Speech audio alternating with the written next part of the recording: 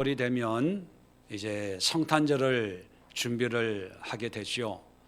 예수님이 이 땅에 오심을 기억하면서 그 의미를 되새기고 기쁨과 감사의 그런 시간을 보내려고 합니다. 예수님은 우리의 죄를 대속해 주기 위해서 그 몸을 제물 삼아 이 땅에 오신 분입니다.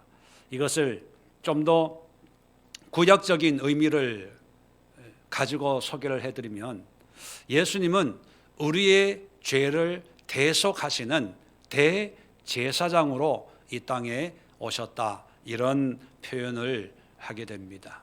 왜냐하면 구약에 보면 모세 율법에 의해서 대제사장이 1년에 한 번 대속죄일에 지성소에 가서 모든 죄를 한꺼번에 용서함 받는 그런 제사를 집행하기 때문이지요.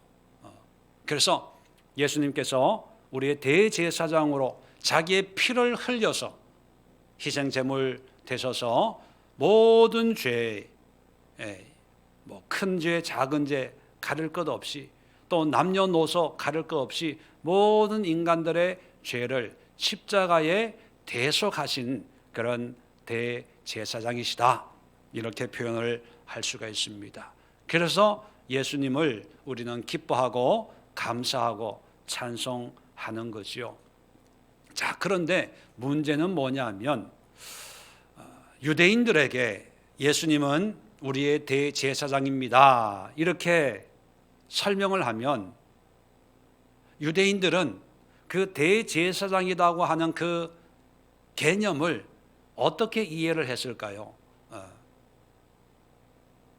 유대인들에게는 그 신앙 DNA 속에 역사적으로 구약시대부터 쭉 전해 내려오던 율법적인 제사장의 모습을 아마 떠올렸을 거예요.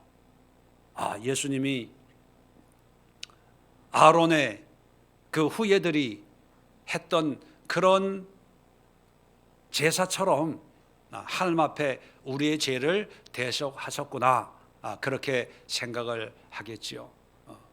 그래서 히브리서 기자는 오늘 이 히브리서라고 하는 이 편지를 쓰면서 히브리인들, 다시 말하면 유대인들에게 예수님이 대제사장인 것을 소개를 해주는데, 유대인들이 이미 알고 있는 그런 대제사장이 아니고 새로운 제사장이다라고 하는 것을 설명해 주기 위해서 이 히브리서를 쓰고 있다는 것입니다. 왜 이것이 중요하냐 하면, 어떤 목회자들도 또 어떤 성도들도 예수님이 우리의 대제사장이시고, 베드로전서 2장 9절에 보면 우리 믿는 사람들도 하나님의 택한 백성이고 왕 같은 제사장입니다, 이렇게 성경에 기록되어 있는 것을 알고 있습니다. 그래서 우리 한 사람 한 사람이 하나님 앞에 제사장이구나, 그렇게 이해를 하죠. 또 종교개혁자들이 만인 제사장, 누구나 중세 가톨릭의 어떤 신부들에 의해서 천국 가고 지옥 가고 죄를 사함받고 사하지 못하고, 그것이 아니라 누구든지 믿음으로 하나님 앞에 제사장이 되어서 자기가 가지고 있는 믿음으로 의인이 되고 또 그렇지 못하게 되는 것이다, 믿음으로 말미암아 어렵게 된다, 그것을 만인 제사장, 이렇게 표현을 하죠. 그래서 종교개혁자들도 누구나 다 우리는 하나님 앞에 제사장입니다, 그렇게 생각을 합니다. 문제는 어떤 제사장이냐 하는 거예요.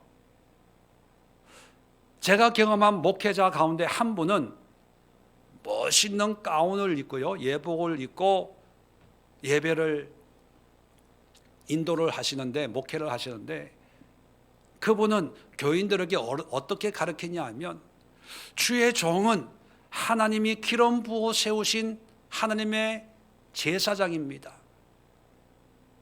자, 그래서 제사장을 통해서 하나님이 예배를 받았던 것처럼 성도들의 죄를 위해서 목사가 기도해주고 축복해주고 또 성도들의 그 신앙을 천국으로 인도하는 그런 거룩한 직분을 감당하는 것이 바로 목사입니다. 그래서 구약의 성도들이 했던 것처럼 성도들이 헌금과 또 뭐 맛있는 것과 뭐 이런 것을 교회에 가지고 와야 되고, 또 그것을 제사장에게 갖다 바치면 그 제사장이 그것을 축복하고, 그리고 축복한 다음에 그 먹을 것이 있으면 그건 누가 먹는 거라고요? 입을 것이 있으면 그건 누가 입어요? 제사장이 입는다는 거예요. 그래서 추수감사절이나 뭐 절기가 되면 교회에 막 이렇게 상을 이렇게 차려 놓잖아요. 과일 뭐 이런 거 막 비싼 거 상다리 부러지게 차려 놓고 예배를 드리고 나서 예배 마치면 그거 다 누가 가져가요? 목사가 가져가는 거예요. 왜? 하나님께 바친 거라고 생각을 하기 때문에. 구약 시대에 그랬잖아요. 재물을 바치고 남는 거 뭐 뒷다리 뭐 이런 거는 제사장이 그 가족이 또 먹고 살아야 되니까 먹었던 것처럼, 거기 귤 하나 이렇게 맛있겠다고 하나 가져갔다가는 큰일 나는 거예요. 그런 목사님, 그런 교회를 제가 봤습니다. 또 성도들도 그런 가르침에 익숙해서 그런지 몰라도 목사님, 주의 종, 제사장, 큰일 작은 일 있으면 목사님한테 가가지고 목사님 기도해 주세요, 뭐 해주세요, 안수해 주세요, 뭐 축복 기도해 주세요, 뭐 해주세요. 막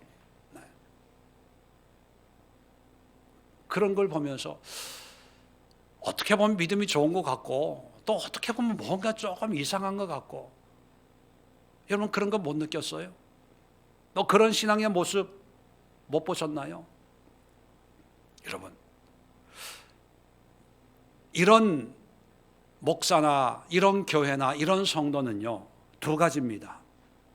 첫 번째는 정말 무식하든지 성경을 몰라도 너무 몰라서 지가 마치 구약의 아론의 후예가 된 것처럼, 구약의 제사장인 것처럼 그렇게 무식해서 그렇게 생각하든지, 아니면 알고 있는데 성도들의 신앙을 이용해서 자기 배를 채우려고 하는 이단이든지, 두 개 중에 하나예요. 왜냐하면 우리가 믿고 따르는 신앙의 모범은 예수님이거든요. 예수 그리스도를 믿는 사람이라고 해서 그리스도인, 크리스찬이라고 얘기합니다. 그런데 예수님은 구약의 제사장, 레위 지파를 통해서 이어져 내려오는 그런 제사장과는 전혀 관계가 없는 분이거든요. 그것을 오늘 성경 본문이 소개해 주고 있습니다. 자, 본문으로 들어가 봅니다. 11절. 자, 레위 계통의 제사 직분, 이게 뭐냐면 구약의 율법에 기록되어 있는 아론, 레위 지파를 통해서 이어지는 혈통적인 그런 제사장 직분을 얘기해요. 자, 레위 계통의 제사 직분으로 말미암아 온전함을 얻을 수 있었으면 어찌하여 아론의 반차를 따르지 않고 멜기세덱의 반차를 따르는 다른 한 제사장을 세울 필요가 있느냐 물어봐요. 의문형이에요. 의문형은 뭐냐? 어떤 걸 강조합니까? 필요가 없었다, 그걸 강조하는 거예요. 무슨 얘기냐면 레위 계통의 제사 직분으로 우리가 온전함을 얻을 수 있었다면 아론의 반차를 따르지 않고 멜기세덱의 반차를 따르는 이런 한 제사장을 세울 필요가 없었다는 거예요. 그런데 세웠어요. 그게 누굽니까? 예수님이거든요. 그러니까 예수님은 아론의, 여기 반차라는 말이 나오는데 참 우리가 쓰지 않는 용어인데, 이 반차라고 하는 의미는 번역을 하면 계통, 계열, 뭐 계승, 영어로는 오더예요. 오더, 순서, 누구누구의 뒤를 이어서, 그런 뜻이거든요. 그러니까 아론의 뒤를 잇지 않고 멜기세덱의 뒤를 따르는 다른 한 제사장을 세울 필요가 없었는데 세울 수밖에 없었다는 거예요. 왜요? 레위 지파의 사람 혈통으로 세우는 제사장을 통해서 온전함을 얻을 수가 없었기 때문에. 다시 말하면 인간의 타락으로 사람으로 말미암아서는 아무리 제사를 지내고 해도 우리가 온전한 의인이 될 수가 없기 때문에 하나님이 다른 방법을 사용하셨다는 거예요. 그건 뭐냐면 아론의 혈통이 아닌 멜기세덱이라고 하는 사람을 잇는 그런 한 제사장을 세울 수밖에 없었다. 그거예요. 자, 12절입니다. 그래서 제사 직분이 바뀌어졌은즉 제사 직분이 바뀐 거예요. 그러니까 오늘날 예수님을 믿으면서 우리는 구약의 제사장입니다, 구약의 대제사장입니다, 이렇게 얘기하고 그렇게 행동하고 그런 의식을 가지고, 물론 예복은 입을 수 있죠. 그죠? 예배 인도할 때 예복을 입는데 마치 그 예복이 구약의 제사장들이 입던 제사 예복처럼 여기면 그건 이단이에요. 그건 잘못된 거예요. 왜요? 직분이 바뀐 거예요. 하나님이 없앤 거예요. 자, 그래서 직분이 바뀌었은즉 율법도 반드시 바꾸어지리니. 자, 율법도 반드시 바꾼다는 건 율법이 다 바뀐다는 의미가 아니에요. 율법에 있는 제사장의 의미가 바뀌어져야 된다, 그런 뜻이에요. 네. 자, 그 다음에 보세요. 자, 13절에 이것은 설명을 하는 거죠. 한 사람도 제단 일을 받들지 않는 다른 지파에 속한 자를 가리켜 말한 것이라. 자, 보세요. 원래 레위 지파를 이어서 제사장이 나와야 되는데, 자, 하나님이 이걸 바꾼 거예요. 그래서 레위 지파가 아니고 한 번도 모세 율법을 통해서 다른 지파에게 제사장을 해라라고 한 적이 없는 그런 지파를 하나님이 뽑으셨다는 거예요. 한 사람도 제단 일을 받들지 않는, 한 번도 제단에서 제사장으로 하나님을 섬겨본 적이 없는 그런 지파를 통해서 제사장을 세웠는데, 그 지파가 누구냐? 14절 보세요. 우리 주께서는, 예수님입니다, 유다로부터 나신 것이 분명하도다. 유다 지파예요. 자, 모세 율법에 의하면 유다 지파는 제사장이 될 수 있어요, 없어요? 없어요. 없는데 레위 지파의 제사장들로 말미암아 온전케 되지 못하니까 하나님이 다른 방법을 택했는데 유다 지파를 통해서 제사장을 세우신 거예요. 그분이 누구냐? 예수님이에요. 자, 14절 계속해서 이 지파에는 유다 지파를 지칭합니다. 모세가 제사장들에 관하여 말한 것이 하나도 없고, 이 유다 지파에서는 제사장이 나온다 이런 얘기를 한 적이 없는 거예요. 뜬금없는 그런 지파를 통해서 자, 하나님이 제사장을 세웠는데, 그러면 유다 지파의 제사장은 누구를 이어서 제사장이 되는 거냐? 15절 멜기세덱과 같은, 멜기세덱을 이어요. 이걸 멜기세덱의 반차를 따르는 그런 의미입니다. 별 다른 한 제사장이 일어난 것을 보니 더욱 분명하도다. 바로 예수님을 지칭하죠. 멜기세덱과 같고 별 다른 한 제사장, 누구와 다르다는 거예요? 레위 지파 제사장과 다르다는 거예요. 그분이 누구냐? 예수님이에요. 그래서 16절 예수님은 육신에 속한 한 계명의 법을 따르지 아니하고, 이게 뭐냐? 율법이에요. 율법. 육신에 속한 인간의 혈통을 따르는 그런 계명의 법을 따르지 않고 오직 불면의 생명의 능력을 따라 되었다는 거예요. 17절 증언하기를 내가 영원히 멜기세덱의 반차를 따르는 제사장이라 하였도다. 이게 뭐냐면 시편 110편 4절에 예언되고 있는 메시아에 대한 예언을 인용을 하면서 너는 영원히 멜기세덱을 계승하는 그런 제사장이 되어야 된다, 이 말씀이 이루어졌다, 그렇게 말씀하는 거예요. 자, 그러면 이렇게 요약할 수 있습니다. 구약의 레위 지파의 뒤를 이어서 계승되는 그런 제사장은 이제 끝났고, 하나님이 멜기세덱을 계승하는 그런 제사장을 유다 지파를 통해서 세우시는데, 그분이 예수님이라는 거예요. 이해되시면 아멘. 그러면 우리는 예수님을 믿고 따르고 본받는 그리스도인들이지 않습니까? 그러면 베드로전서 2장 9절에 분명히 이렇게 얘기합니다. 너희는 그의 택한 족속이고 그리고 왕 같은 제사장이다, 이렇게 말씀하셨어요.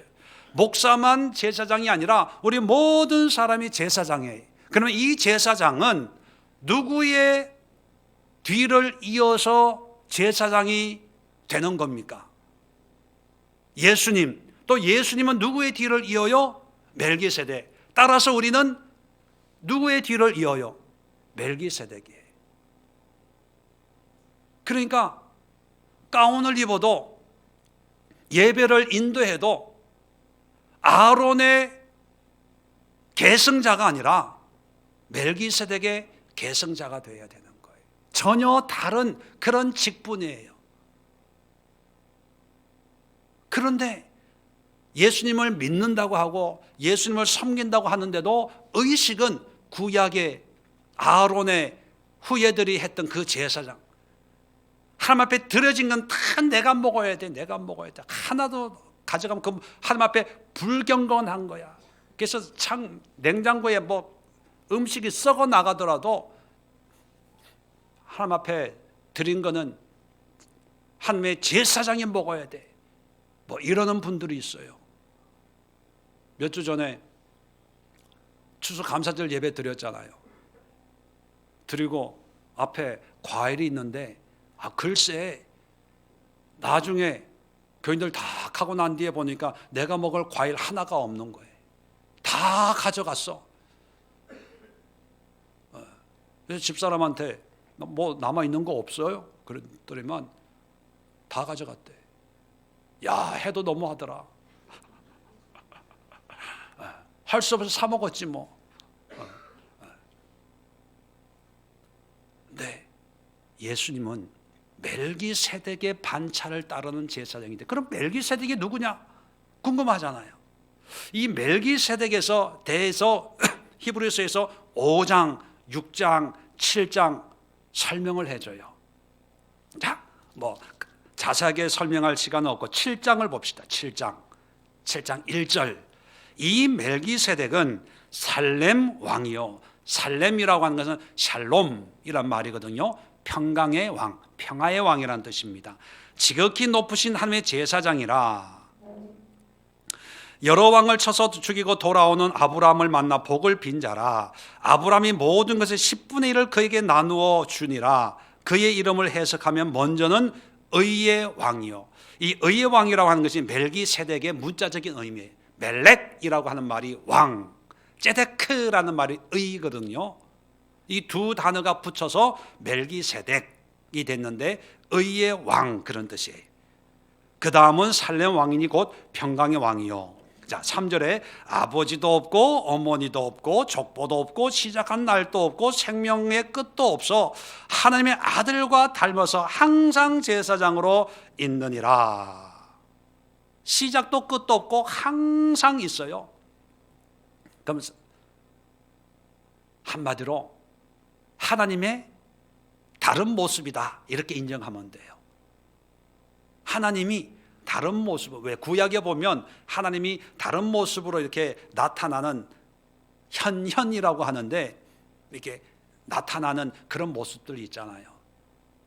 아브라함이 이제 길 가는 사람을 대접을 했는데 나중에 보니까 그게 하나님의 사자, 천사로 이렇게 성경이 얘기하는 것처럼 하나님이 어떤 사람의 모습으로 나타나서 하나님을 섬기는 제사장인 하나님의 아들인 분이 멜기세덱이에요.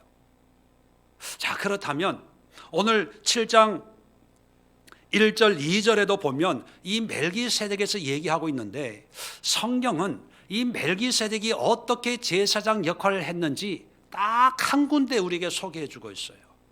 그러니까 우리가 예수님을 이해하고 또 예수님처럼 우리가 제사장으로 하나님을 섬기는 삶을 살기 위해서 멜기세덱을 연구하면 되는데 딱 한 군데 나와 있기 때문에 공부하기가 너무나 쉬워요.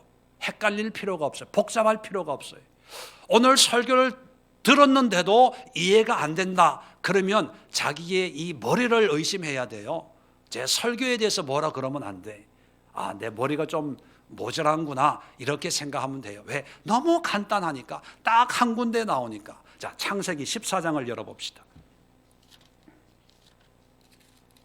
자, 왕 같은 제사장으로 우리가 어떻게 믿음 생활하고 신앙 생활을 해야 될까? 아론을 보지 말고, 구약의 제사장을 공부하지 말고 멜기세덱을 공부하면 예수님이 보여지고 예수님을 우리가 믿고 따라야 되는데, 자, 14장 1절부터 16절까지는 집에 가서 읽어보세요. 내용은 뭐냐면 아브라함과 조카 롯이 이제 부자가 됐어요. 가축이 많아지니까 같이 움직이기가 힘드니까 이제 헤어졌거든요. 자, 헤어진 뒤에 조카 롯은 아주 번화한 성이었던 소돔으로 이제 이사를 옮겼어요.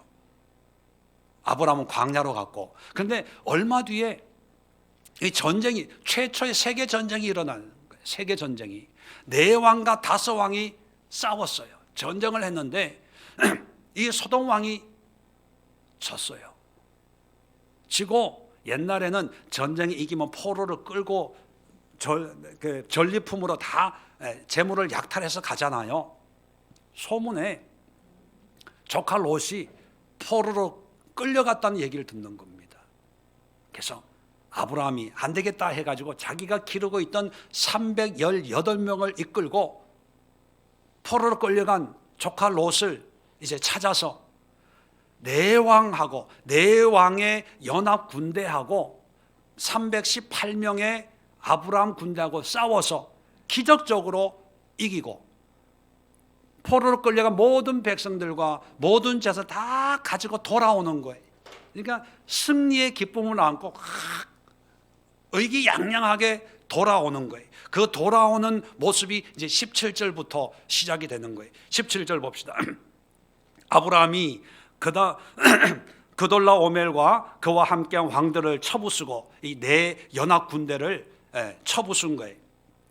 돌아올 때에 소돔 왕이 사회 골짜기 곧 왕의 골짜기가 나와 그를 영접하고, 이제 소돔 사람들도 포로로 끌려갔는데 이제 귀환되니까 이제 마중을 당한 거죠.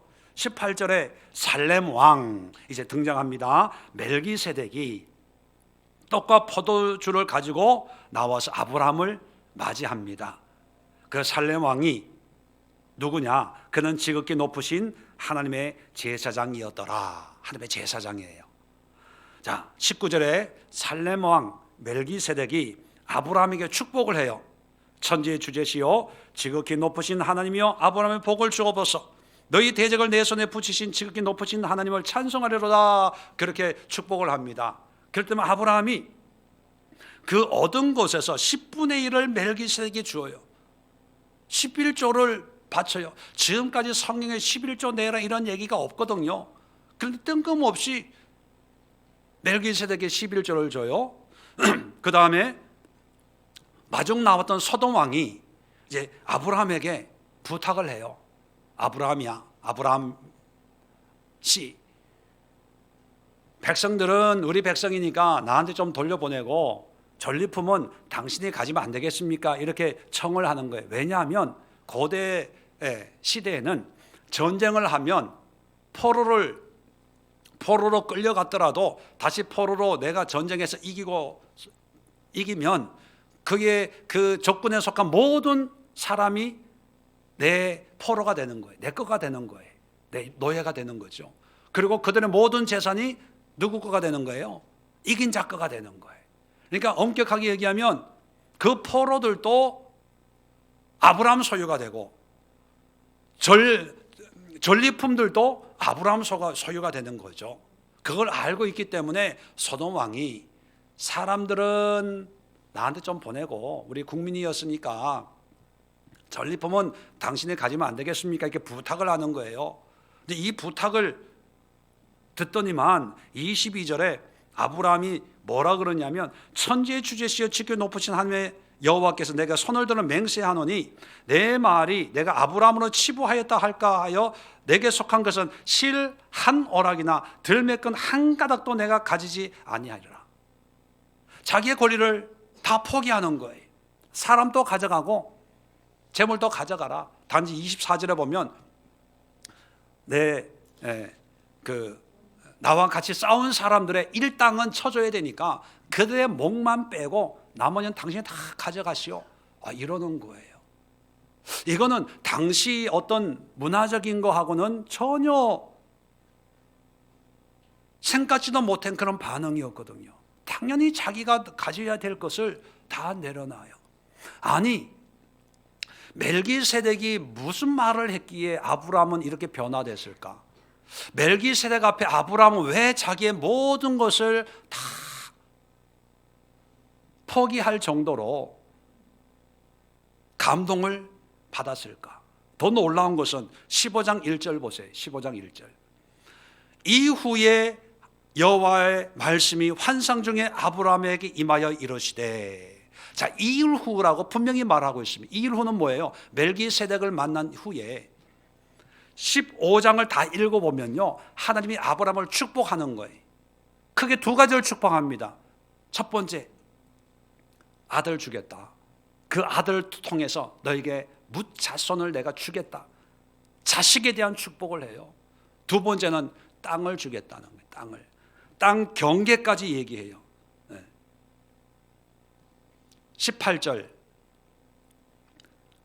15장 18절 보면 그날에 여호와께서 아브라함과 더불어 언약을 세워 계약했다는 계약. 이건 누구도 바꿀 수 없는 거예요.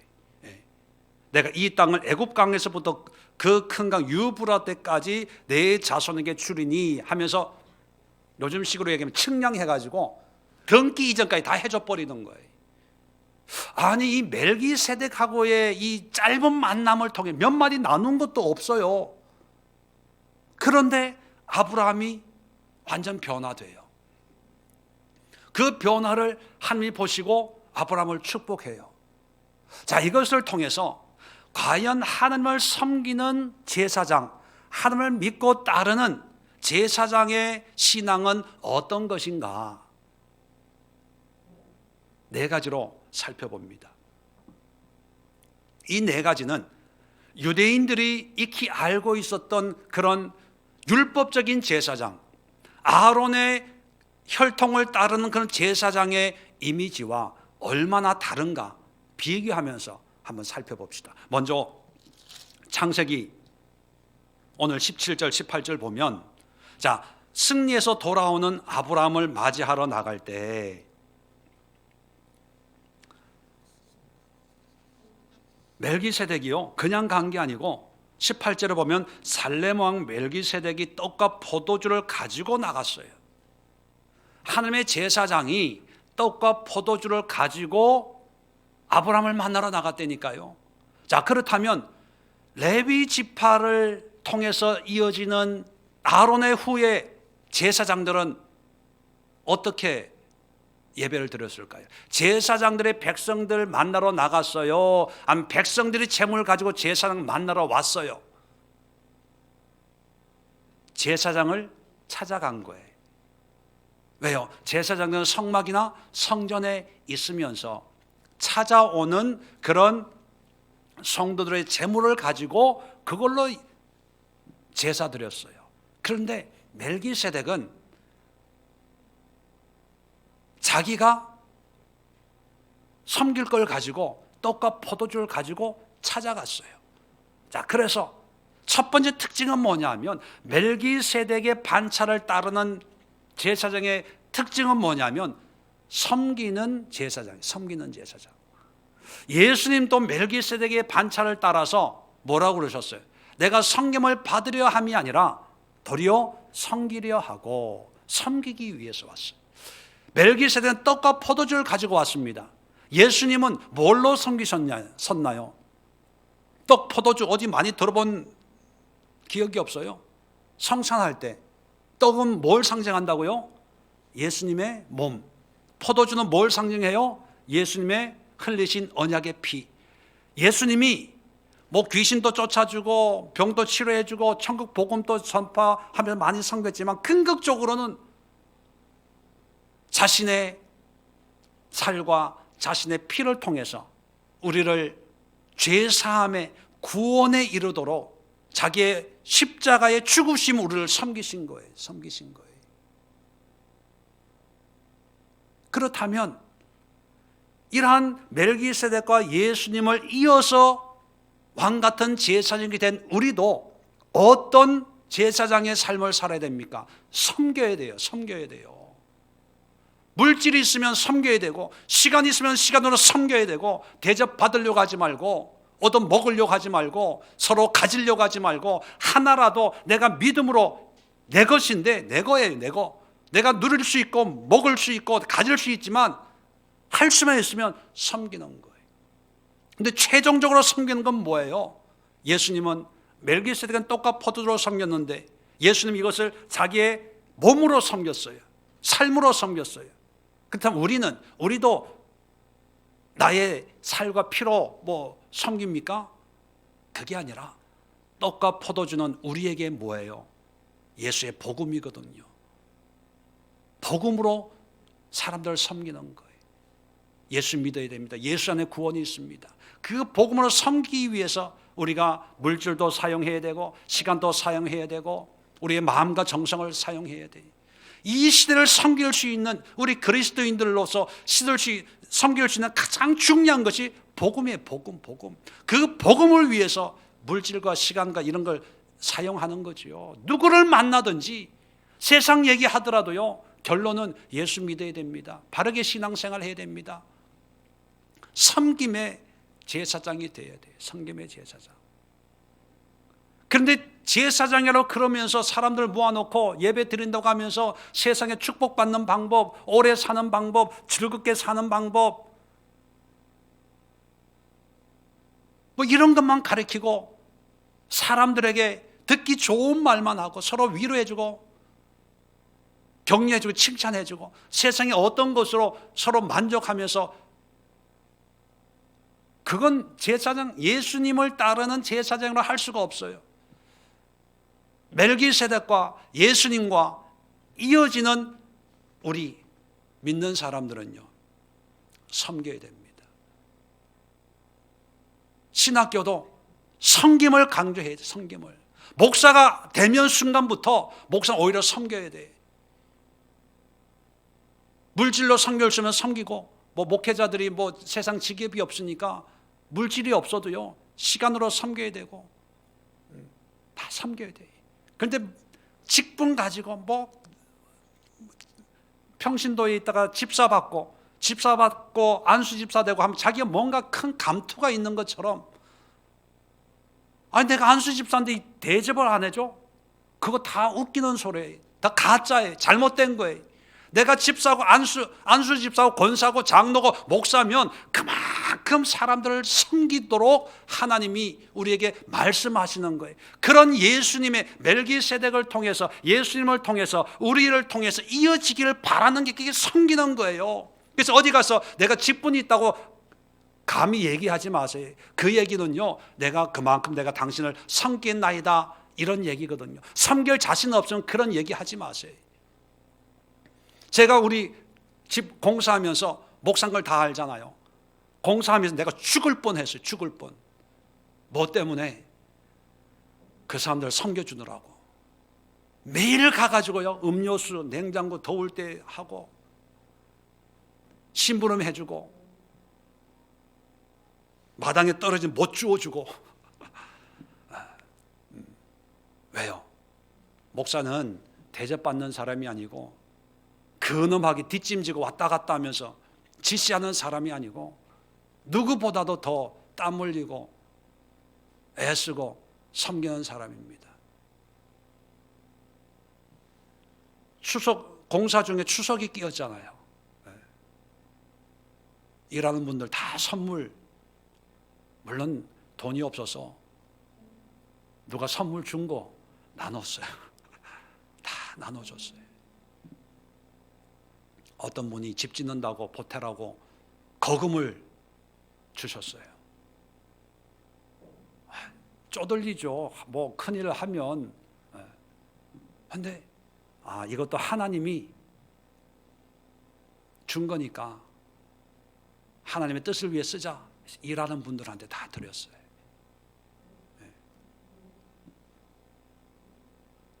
여러분, 우리가 예수 믿고 하나님의 자녀가 천국을 상속받을 자라고 믿는다면 치사하게 먹는 거 하나 가지고 그렇게 하지 마세요. 입는 거 하나 가지고 그렇게 하지 마세요. 섬기세요. 여러분, 생각해 보세요. 큰 재물을 이끌고 노예들을, 이게 포로들을 이끌고 이제 부자가 된 거죠, 아브라함은. 근데 꼴랑 포도주와 떡, 그게 무슨 소용이 있겠어요? 그게 뭐 대단한 거겠어요? 금도 아니고 은도 아닌데 별거 아니잖아요. 근데 성경 기록하고 있어요. 떡과 포도주로 그거 들고, 어떻게 보면 창피한, 야 이거 손 부끄럽다, 야 이런 걸 아브라함이 좋아하겠냐? 그럴 수 있잖아요. 근데 그걸로 별거 아닌 것도 드세요, 목마르죠, 마시세요 했다는 거예요. 예수님 보세요. 병든 자를 섬기잖아요. 죄인이라고 낙이 찍힌 세리들을 섬기잖아요. 귀신 들렸던 그런 여자들을 섬기잖아요.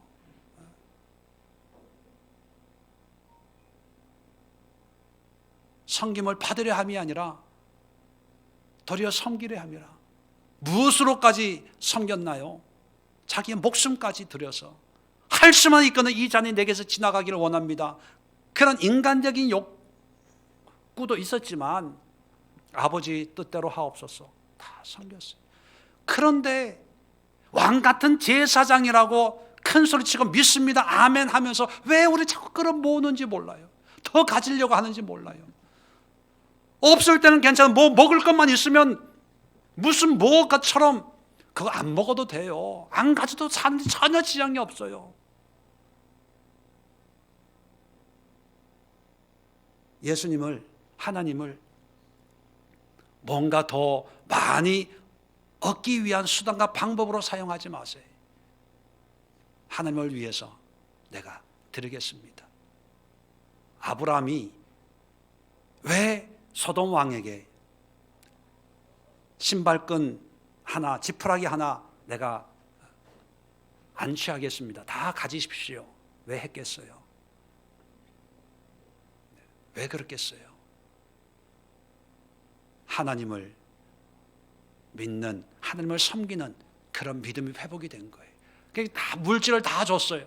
다 주고 난 뒤에 15장 1절에 이 일 후에 하나님이 축복하시는 거예요. 하나님이 큰 민족을 이루겠다, 이 땅을 주겠다. 여러분, 몇 평 가지고 그거 아까워하지 마세요. 주면요, 여러분 가나안 땅이 몇 평이었겠어요? 가나안 땅 평수가 몇 평짜리였겠어요? 그걸 자손들에게 주겠다는 거예요. 더 큰 걸 사모하세요. 영원한 걸 사모하시고 하늘에 있는 걸 사모하세요. 그것을 위해서 이 땅의 작은 것을요 기꺼이 이웃을 위해 베푸십시오. 두 번째, 멜기세덱 제사장이 우리에게 보여주는 것은요, 자 보세요. 14장 17절에 보면 소돔 왕이 사회 골짜기 곧 왕의 골짜기로 나와 그를 영접하고, 18절에 멜기세덱도 포도주를 가지고 나왔으니, 어디 나왔다는 거예요? 지명이 기록되어 있죠. 어디예요? 사회 골짜기 곧 왕의 골짜기로 찾아갔어요. 자, 그러면 구약의 레위 지파의 제사장들은 백성들에게 찾아가요, 백성들이 찾아와요? 찾아오죠. 어디로? 성막이나 성전에. 왜요? 거기가 하나님의 집이고 하나님의 임재의 거룩한 처소라고 생각하는 거예요. 그래서 저 시골에 있다가도 예루살렘이나 성막이나 성전에 찾아와야 되는 거예요. 그래 예배가 되는 거예요. 그런 제사장이. 그런데 멜기세덱은 찾아오는 게 아니라 찾아가요. 자, 예수님도 이 땅에 오셨어요. 찾아오셨어요. 그리고 예수님이 이 땅에 오셔가지고 공생하면서 어떤 한 장소를 정해놓고 하나님을 믿을 사람들 다 여기 찾아와라 그러셨나요? 아니면 예수님이 찾아다니셨나요? 찾아다녔어요. 저는 이것을 현장의 제사장이다 이렇게 표현하고 싶습니다. 현장, 우리의 삶의 현장에서 하나님을 예배하는 거예요. 그냥 한 곳에 정해놓고 이곳은 거룩한 곳이고 특별한 곳이고 은혜로운 곳이니까 이곳에 와야 되고 이곳에 안 오면 다 저주받고 다 심판받고 뭐 하나님의 어떤 불같은 그런 환난을 당할 것이다. 이거 다 가짜예요. 오늘날 어떤 목회자들은 교회 하나 지어놓고 여기가 구원이 있고 여기가 은혜가 있고 이 교회 나가면 잘 되나 봐라 이따오 짓 하고 있는 사람 다 가짜라고 저는 생각합니다. 이단들이 그러고 있잖아요. 이단들이. 하나님의 제사장은요 찾아가요. 어디로? 삶의 현장으로. 골짜기면 골짜기, 골목이면 골목, 집이면 집, 직장이면 직장에 가서 거기서 예배 드리는 거예요. 하나님은 온 땅에 충만한 분 아닙니까? 거룩한 곳이 없어요. 믿는 사람이 하나님의 이름을 부르면서 예배할 때 그 예배하는 장소가 거룩한 곳이에요. 가정에서 마루에서 하나님을 예배하면 마루 있는 거기가 거룩한 곳이에요. 믿는 사람이 직장에 가면 직장이 거룩한 장소가 되는 거예요. 차 안에서 찬송하고 기도하고 운전하면서 하나님을 예배하고 하나님의 이름을 부르면 그 핸들이 그 차 안이 거룩한 곳이에요. 레위 지파 사람들은 꼭 어느 특정한 장소에 가서 예배를 드려야 된대. 그러니까 죽을 동 살동하고 거기에 몰려 들어야 되는 거예요. 근데 멜기세덱은 그게 아니에요. 자기가 찾아갔어요. 그 멜기세덱의 반차를 따는 예수님을 찾아다녔어요. 간음하는 사람들, 세리들, 창녀들, 병든 사람들, 미친 사람들, 귀신 들린 사람들 다 찾아다녔어요. 산으로 들로 갈릴리 호수로 다 찾아다녔어요. 왜요? 모든 곳이 하나님이 계신 곳이고 하나님이 계시면 거룩한 곳이 되니까. 레위 지파 사람들은 거룩한 곳을 만들어 놓고 거기만 거룩하다고 얘기한 반면에 예수님은 모든 곳이 거룩하니 모든 곳에서 하나님을 예배합시다. 그거예요. 왜 에클레시아를 해야 됩니까? 에클레시아가 멜기세덱의 반차를 따르는 제사장들이 모이는 거예요. 왜요? 현장의 예배를 드리잖아요. 현장의 예배. 예배를 인도하는 리더들이 현장의 제사장 아닙니까? 그게 예수님이거든요. 교회만 지어도 교회만 구원이 있습니까?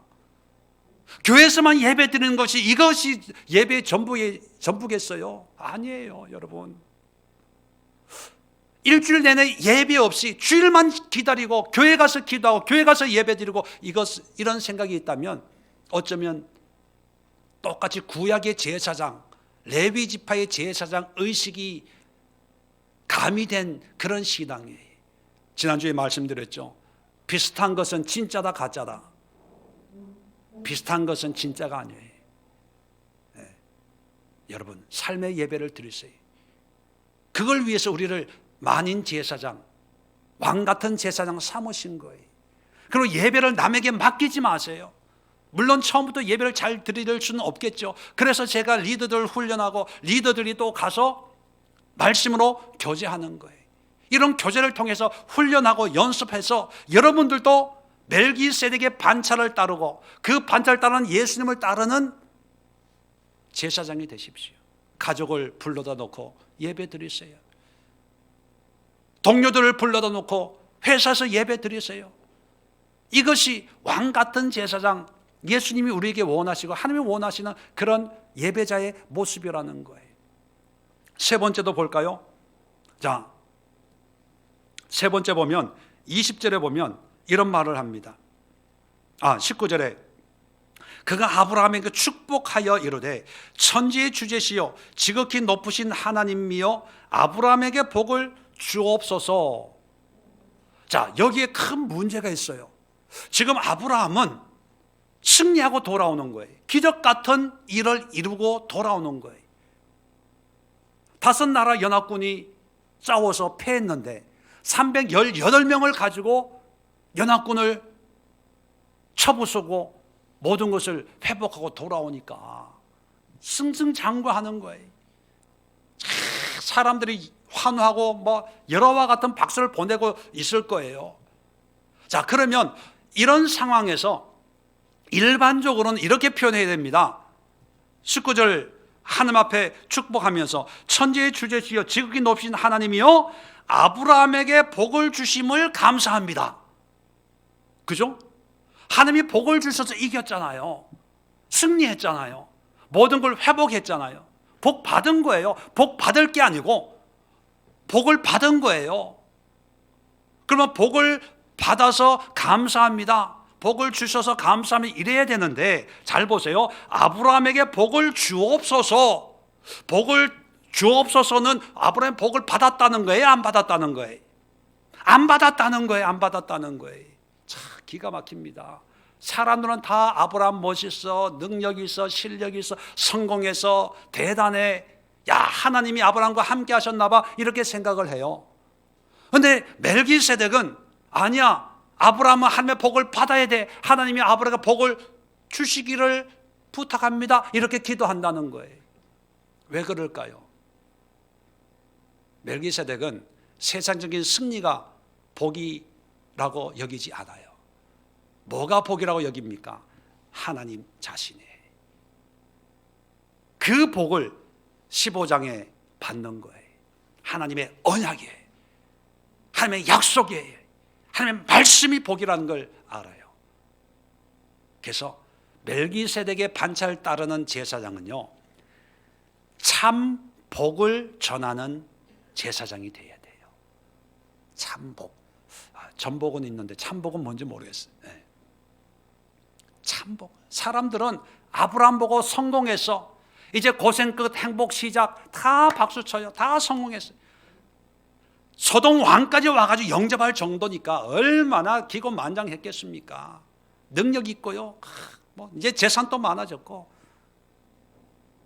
그런데 아니야. 하나님의 복을 받아야 돼요. 레위 지파 계통의 제사장들은 우리 민수기나 레위기나 신명기 보면 문둥병이 생기면 이렇게 하고 뭐 저렇게 하고 유출병이 생기면 이렇게 하고 저렇게 그런 거 있잖아요. 그런 걸 지키면서 병이 생기면 이게 안 좋은 거예요. 고침 받아야 하나님의 복이라고 생각을 해요. 가난한 거는 별로 안 좋은 거예요. 부자가 돼야 하나님의 축복이라고 생각하는 거예요. 무명하면 별로예요. 유명해져야 돼요. 복 받기 위해서 양이나 염소 소를 들고 막 제사를 하는 거죠. 그걸 또 이용해가지고 자기 재산 불리다가 이제 선지자들로 말미암아 신랄한 책망을 받잖아요. 신랄한 책망을. 그런데 멜기세덱은 세상의 형통을 복으로 여기지 않고 하나님의 언약의 말씀, 하나님의 언약이 참복인 것을 깨닫고 하나님 이 사람에게 복을 주셔야 했어요. 그러면 멜기세덱의 반차를 따르는 예수님은 무엇을 복이라고 여겼을까요? 마태복음 5장을 보면 산상수훈이 있죠. 산상수훈, 복에 대해서 가장 대표적이고 상징적인 그 예수님의 말씀인데 5장 3절에 심령이 가난한 자는 복이 있나니 천국이 그들의 것이요 애통하는 자는 복이 있나니 그들이 위로를 받을 것이요 온유한 자는 복이 있나니 그들이 땅을 기업으로 받을 것이며 의에 주르고 목마른 자는 복이 있나니 그들이 배부를 것이요 긍휼히 여기는 자는 복이 있나니 그들은 긍휼히 여김을 받을 것이요 마음이 청결한 자는 복이 있나니 그들이 하나님을 볼 것이요 화평케 하는 자는 복이 있나니 그들이 하나님의 아들이라 일컬음을 받을 것이요. 자, 앞에 있는 내용은 심령이 가난하고 애통하고 온유하고 의에 주르고 목마르고 긍휼히 여기고 뭐 이런 거는 삶의 여러 가지 어려움을 표현하고 있다고 한다면, 자, 이런 사람의 복이 있는 이유가 뭐예요? 그 뒤에 나오는 거는 천국이 그들의 것이고 위로를 받고 땅을 기업으로 받고 배부르고 긍휼히 여기고 하나님을 볼 수 있고 하나님의 아들의 일컬음을 받을 수 있다. 복의 궁극적인 의미는 하나님과의 관계예요. 하나님과의 관계.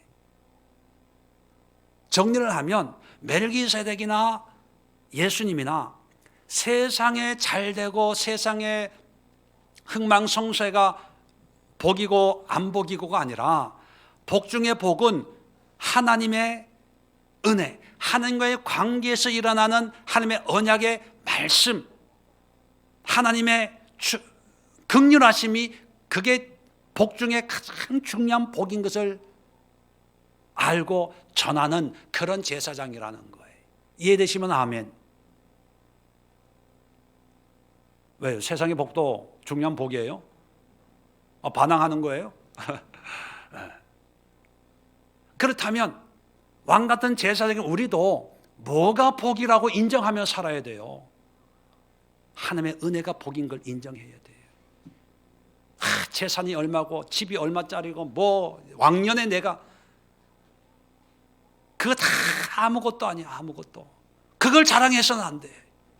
내가 하나님 앞에 어떤 은혜를 누리고 어떻게 신앙생활하고 어떻게 믿고 하나님이 나에게 어떤 약속을 했는지 그게 복이고 그런 복으로 살아가는 그런 삶이 우리 그리스도인이 되어야 되는 거예요. 그런데 현실을 보면 하나님의 은혜는 온데간데 없고 왜요? 받아본 적이 없으니까 관심 가져본 적이 없으니까 그저 세상에 내 문제 해결되고 아들, 딸, 자식들 뭐 회사 잘 되고 자기 좀 유명해지고 뭐 하고 하면 내가 왕년에 뭐 내가 이 정도로 하나님의 축복을 받고 그거 여러분 그거 축복 아니에요? 언젠가 얘기했죠. 믿는 사람이 복을 더 받을까요? 안 믿는 사람이 복을 더 받을까요? 단적인 예로 한국의 최고의 부자가 믿는 사람이에요? 안 믿는 사람이에요? 믿는 사람이 안 믿는 사람이에요? 안 믿는 사람이잖아요. 삼성에.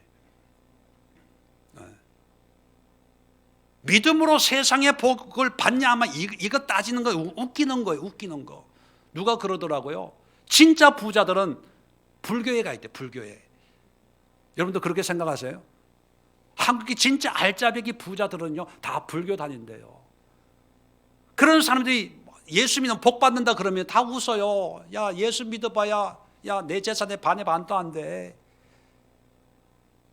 교회 크게 짓고요. 하나님 이렇게 축복하셨습니다. 여러분 이따위 소리 하지 마세요.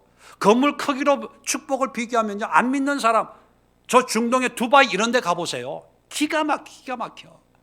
안 가봤지만 두바이 공항은 내려봤어요. 아프리카 가다가 기가 막혀. 근데 예수님하고 전혀 알라 믿는 사람들이 땅만 파면 가다가 차 기름 떨어지면요 파이프를 땅에다 꽂아놓고 진짜 그런 줄 알면 안 돼요. 그런 사람들이 예수 믿으면 복 받는다. 웃기지 마라. 복 받은 사람 나와봐라. 무슨 차 타고 다녀? 제네시스요. 야 우리 가정부가 타고 다니는 거야? 이럴지도 몰라요. 여러분 하나님이 말씀하시는 복은요 영적인 복이에요. 영적인 복을 선포하는 것이 그게 멜기세덱이고 예수는 멜기세덱의 반차를 따라서 영적인 복 천국이 너희 것이다. 너희 것이다. 하나님의 상속자가 되고 유업자가 되고 천국을 하나님이 주신다. 이걸 얘기해야지. 집사님 기도했는데 하나님의 감동을 주시는데 이 주식 사 대박나. 하나님 나에게 물꽃의 축복을 주었는데 내가 딱 찍으면 돼. 물론 이런 분은 없겠지만 그런 분들이 있으면 이 사람은 예수님과 관계없이 구약의 율법 온전케 하지 못하는 그런 육적인 계통을 잇는 그런 제사장인가 보다 그렇게 인정하면 돼. 자, 마지막으로 더 놀라운 것이 있어요. 자, 20절에 아브라함의 복을 주옵소서. 자, 20절에 너희 대적을 내 손에 붙이신 지극히 높으신 하나님을 찬송할지로다. 그렇게 얘기합니다. 자, 승리하고 돌아올 때 사람들은 누가 능력이 있다고 얘기합니까? 아브라함 대단해. 멋있어, 힘이 있어, 어떻게 318명으로 이 전쟁에 이길 수 있지? 아브라함 자신도 뿌듯했을 거예요. 자기의 능력으로 이 놀라운 일을 이뤘기 때문에. 또 함께 전쟁한 사람들도 그랬을 거예요. 그리고 주변 사람들도 소돔 왕까지 영접 나간 걸 보면 아브라함을 칭찬하기 위해서 아닙니까? 그런데 멜기세덱은 아브라함을 칭찬하는 것이 아니라 뭐라고 그래요? 네가 이긴 것은 네가 잘나서가 아니라 하나님이 너의 대적을 하나님이 너에게 붙여주어서 네가 이긴 거야. 제대로 알기나 하고 있어? 이러는 거예요. 인간적으로 보면 기분 나쁠 수 있어요. 내가 목숨 걸고 싸웠는데. 그런데 멜기세덱은요, 네가 잘나서가 아니라 하나님이 승리케 하셔서 넌 이걸 알아야 돼. 하나님만 전하는 제사장이에요. 하나님. 이런 멜기세덱의 반차를 따라서 이 땅에 오신 예수님은 하나님만 전했잖아요. 자기 이름 내세우지 않았어요. 어떤 조직이나 건물 세우지 않았어요. 가는 곳곳마다 천국 복음을 전했어요. 사람들은 조롱했죠. 야, 저게 뭐야? 저거 스레빠 끌고 머리 풀어 헤치고 원피스 입고 12명 떨거지 데리고 이곳저곳, 야, 참 저 노숙자도 아니고 아마 다 비웃었을 거예요. 그래도 사람들이 듣든지 아니 듣든지 12명 제자 가운데 또 한 명은 배신했네. 자기를 팔아먹었네. 야, 사람 뒤통수, 그것도 가장 가까운 사람한테 뒤통수 맞을 때 얼마나 기분 나쁩니까? 그런데 개의치 않았어요. 오직 복음을 전했어요. 그렇다면 예수님을 믿고 따르는 우리도 왕 같은 제사장인데 우리도 어떤 제사장이 되어야 됩니까? 하늘만을 전해야죠. 하나님만을. 믿든 안 믿든. 근데 하나님을 전하는 것이 아니라 하나님에 관한 것으로, 하나님에 대한 것으로 만족하는 그런 경향이 많은 것 같아요. 자, 시간이 없으니까. 자, 그런데 더 놀라운 것은요, 20절에 하나님을 찬송해라 이렇게 얘기합니다. 이 전쟁에서 이긴 것은 누구 때문에 이긴 거라고요? 하나님 때문에. 자, 그렇다면 여러분, 전쟁에서 아까도 말씀드렸지만 전쟁에서 이기면 장수가 그 모든 포로들이나 전리품을 다 내가 가져요. 내 거가 되는 거예요. 그런데 하나님이 승리케 했다면 이 포로와 전리품은 누구 거가 되는 거예요? 하나님 거가 되는 거예요. 하나님 거가. 그죠? 내 소유라고 생각했는데 아니네. 내 능력이 아니라 하나님이 역사했으니까 이건 다 하나님의 거야 라고 하는 것이 뭐냐 하면 20절에 아브라함이 그 얻은 것에서 10분의 1을 멜기세덱에게 주었더라. 10분의 1을 하나님께 드리는데 멜기세덱이 하나님의 제사장이니까 10분의 1을 멜기세덱에게 주는 거예요. 다시 말해 하나님께 드리는 거죠. 왜 10분의 1을 주었을까? 지금까지 11조에 관한 얘기가 한 번도 없었거든요. 어떤 좀 모자라는 사람들은 이런 얘기를 합니다. 11조는 율법이기 때문에 예수님으로 말미암아 율법이 완성했기 때문에 더 이상 우리는 율법을 지킬 필요가 없고 따라서 11조는 안 해도 된다라고 생각을 해요. 그렇게 얘기를 합니다. 그러니까 사람들이 거기에 혹해요. 왜요? 좀 세이브가 되잖아요. 그런데 여러분 11조는 율법이 아니에요. 11조는 율법 이전부터 고대 사회에 어떤 주인과 주인의 관계를 정하는 그 관례가 10의 1이에요. 자, 성경적인 흔적을 말씀드릴까요? 요셉이 애굽의 총리가 되었어요. 흉년이 들었습니다. 애굽 백성들이 먹을 것이 없으니까 돈으로 사다가 그게 떨어지니까 그 다음에 논밭을 팔았어요. 땅 문서를 받고 이제 먹을 준 거예요. 그런데 기근이 끝나질 않는 거예요. 그 다음에 백성들이 팔아 먹을 게 없는 거예요.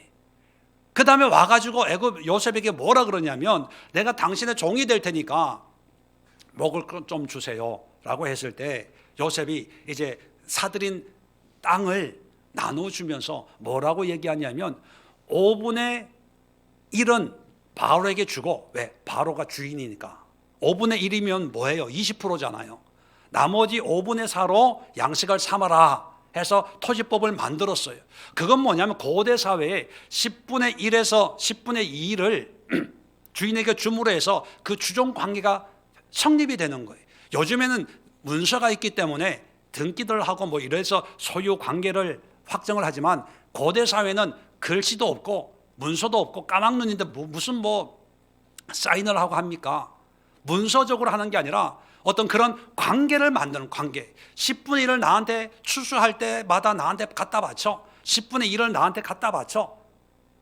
그러므로 해서 내가 비록 네가 이 땅을 이용하고 있지만 이 땅의 주인이 나라는 것을 넌 잊어서는 안 돼. 고대 사회에 형성되어 있던 어떤 소유 의식이 11조예요. 그래서 이거 율법하고 전혀 상관없이 그래 그러면 이게 하나님 거네. 그런 인정이 10분의 1로 나오는 거예요.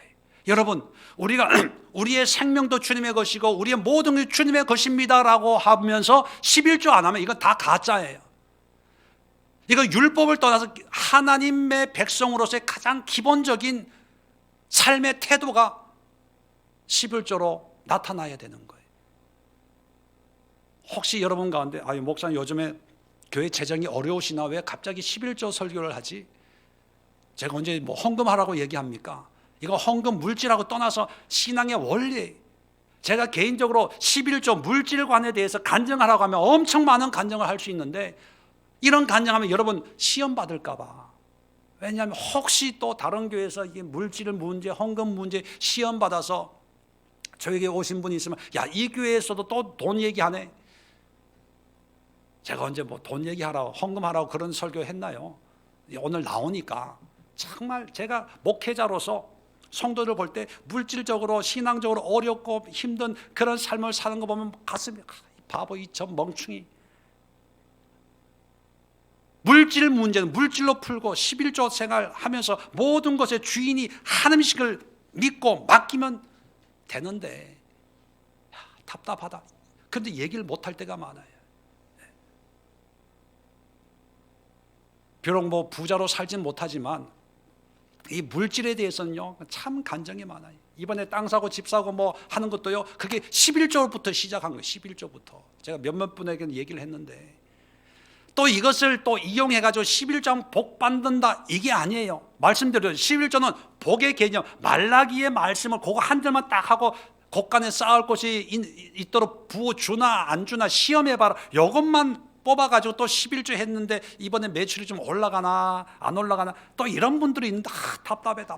11조 율법이 아니에요. 11조는 복을 주는지 안 주는지 이거 상관없어요. 그냥 하나님이 나의 주인이심을 인정하는 거예요. 인정하는 거. 망할 수도 있어요. 전 11조 해가지고요 미국에서 목회 문 닫았잖아요. 물론 교회가 문 닫은 게 아니라 제가 나온 거지. 열심히 했거든요. 근데 빈 가방 하나 들고 딸랑 한국에 떨어뜨려 놓더라고요. 하나님 왜 이러십니까? 어찌하여 이런 일이 나에게? 그런 적이 있어요. 근데 돌아보니까 11월 열심히 했더니 하나님이 나를 복 주시려고 여러분이 많이 기도한 것 같아. 미국에 있는 나를 여기까지 불러온 거 보면 그죠? 다 합력의 선을 이루더라고요. 아브라함이 그걸 깨달은 거예요. 그 메시지 앞에 맞아. 그 다음에 나머지 10의 9 내 거가 될 수 있잖아요. 그런데 그 다음 보세요. 23절에 보면 내 말이라고 하는 것은 그 소돔 왕이 지금은 사람은 나한테 보내주세요. 그리고 전리품 당신이 가지셔야 하지만 나중에 소돔 왕이 내 말이 내가 아브라함으로 치부하게 하였다 할까? 치부가 뭐예요? 부자 만들어줬다. 지금은 아브라함이 이제 승리하고 돌아와서 이제 소돔 왕이 부탁을 하는 상황인데 나중에 시간이 가면 소돔 왕이 이렇게 말할지 모른다는 거예요. 야, 아브라함 그 옛날에 전쟁하고 돌아왔을 때 그 전리품 내가 다 줘가지고 지금 그렇게 부자 된 거 아니야? 그때 아브라함 별 볼 없는 사람이었거든. 그런데 내가 그냥 전리품 다 가져 해가지고 부자 됐어. 마치 자기가 높아질까 봐 그런 소리 듣기 싫어서 나 안 가죠. 왜요? 그 얘기는 뭐냐면 하나님만으로 살겠다는 거예요. 하나님이 내 인생의 주인이라는 것을 고백하는 거예요. 그랬더니만 15장에 없는 아들 생기고요, 없는 땅 생기고요. 여러분, 이게 멜기세덱이에요. 멜기세덱이 전한 그 복음, 말씀에 의해서 사람이 바뀌니까 이렇게 되는 거예요. 어떻게 사람을 바꿉니까? 오직 예수, 오직 하나님. 그렇다면 결론적으로 우리에게 주어지는 신앙의 모습은 어떻습니까? 이제 성탄절 예수님이 이 땅에 멜기세덱의 반차로 우리의 대제사장이 되셨다면 그것을 믿고 따르는 우리도 제사장들이에요. 그리고 우리도 멜기세덱의 반차를 따르는 그런 제사장이 되기 위해서 우리는 섬김의 제사장입니다. 그리고 삶의 현장 속에 하나님을 예배하는 제사장이에요. 가정으로 찾아가십시오. 직장에서 예배 드리십시오. 여러분이 계신 곳에서 하나님을 높이십시오. 그게 멜기세덱의 반차를 따르는 제사장이에요. 그리고 진정한 복이 무엇인지를 깨달으십시오. 나에게 하나님의 은혜가 사라지면 이게 큰 문제라는 걸 인정을 해야 돼요. 통장에 돈이 쌓이는 것보다 내 안에 하나님의 은혜에 대한, 말씀에 대한 감사와 기쁨이 쌓이는 것으로 기뻐하고 즐거워해야 되는데 세상은 거꾸로 돌아가니까 우리 믿는 사람은 거꾸로 해요. 통장에 돈 쌓이는 걸 더 기뻐해. 그게 복이라고 생각해. 땅값 올라간다고 복이라고, 주식 올라간다고 복이라고 생각하고, 연금 많아진다고 복이라고 생각하고. 그건 제사장의 자세가 아닙니다. 마지막으로 하나님만 전하는 거예요. 듣든 아니 듣든 하나님을 전해서 하나님을 믿고 하나님을 따르기만 하면 아브라함이 아브라함 될 수 있는 이런 강력한 메시지를 전하는 그런 우리의 신앙과 우리의 삶이 될 수 있기를 바랍니다. 연말연시 특히 코로나19로 온 세상이 또 모든 사람들이 두려워합니다. 이럴 때 우리가 이 시대를 섬길 수 있는 것은 오직 예수의 복음, 십자가의 복음, 멜기세덱의 반차를 따르는 제사장의 사명을 살아내는 것으로 이 시대를 섬기고 이 시대의 사람들을 섬기는 우리 예수의 성도들 다 될 수 있기를 주의 이름으로 축원합니다. 기도합니다. 좋으신 하나님,